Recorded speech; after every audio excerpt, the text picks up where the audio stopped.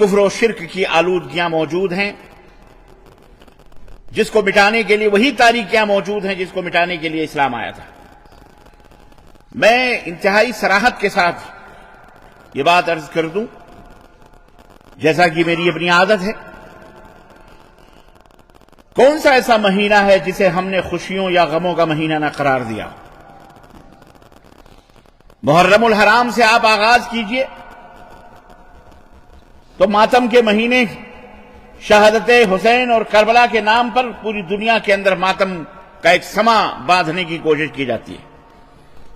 سفر کا مہینہ آتا ہے، اس میں بھی بدعت اور خرافات کا ایک دورہ ہوتا ہے نبی کریم صلی اللہ علیہ وسلم کی بیماری کو لے کر کے۔ ربیع الاول وہ مہینہ جس میں آپ صلی اللہ علیہ وسلم کی وفات ہوئی، اس مہینے کو بھی وفات کا نام بدل کر کے جشن عید میلاد النبی کا نام دے کر خوشی و مسرت کے ڈھول بجائے جاتے ہیں۔ اور اس کے بعد یہ ربیع الثانی کا مہینہ جسے غوث پاک کا مہینہ کہا جاتا ہے، 11ویں کا مہینہ کہا جاتا ہے۔ اللہ کی قسم، سوشل میڈیا کے اوپر جہاں بہت سارے اور دیگر شر موجود ہیں، فتنے موجود ہیں کفر اور شرک کے بنائے ہوئے، اس سے کہیں زیادہ شرک اور بدعت کے رسیا کلمہ پڑھنے والے یہ مسلمان عقیدت و محبت کا نام لے کر، ایمان کا، اسلام کا نام لے کر، اولیاء کا نام لے کر، بزرگوں کا نام لے کر وہ ننگا ناچ بدعقیدگی کا ناچا ہے انہوں نے کہ الامہ والحفیظ اور اللہ اور اس کے رسول کے اوپر وہ بہتان، وہ تہمتیں لگائی ہیں اور لگا رہے ہیں، اور جب و دستار پہن کر اسٹیجوں پر ہمارے ملکوں کے اندر، پوری دنیا میں نہیں ہے یہ،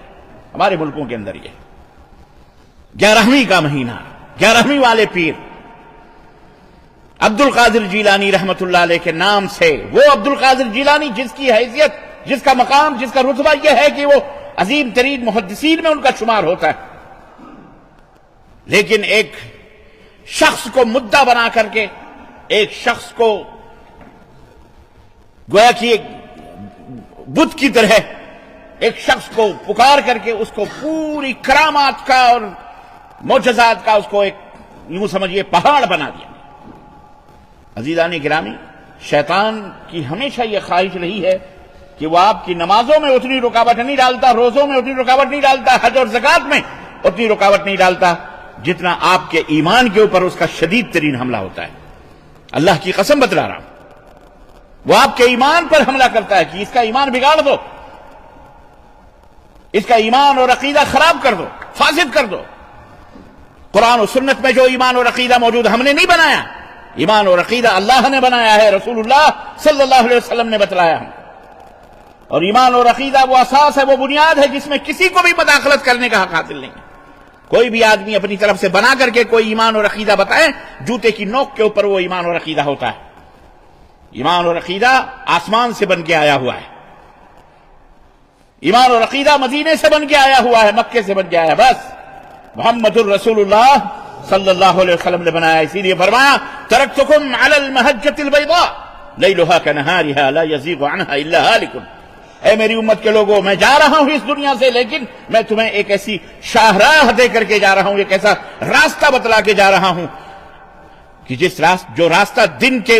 جس کی راتیں بھی دن کی طرح روشن ہیں، جس کی راتیں بھی دن کی طرح روشن ہیں۔